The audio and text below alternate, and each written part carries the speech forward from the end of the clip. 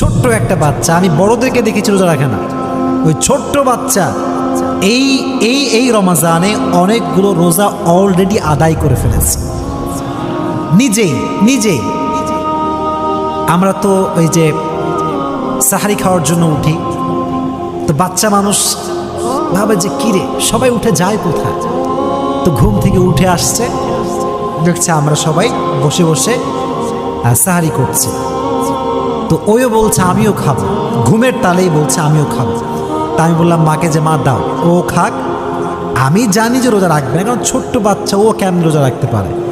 তো খাওয়ালাম শখ করে, সকাল যায় খায় না, দুপুর যায় খায় না, বিকাল হয়ে গেছে তাও খায় না। বললাম খাও। আমি একটু বললাম যে বাবু, বাচ্চাদের রোজা হচ্ছে সকাল থেকে দুপুর পর্যন্ত, খেয়ে না। তা আমাকে বলতে, তোমাকে বোকা পেয়েছো?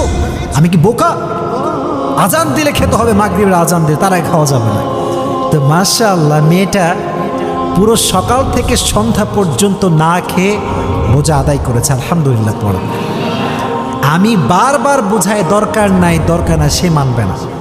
মেসেজটা হচ্ছে এই, বাচ্চারা যা দেখে তাই করে, আপনি যা করবেন সেও তাই করবে।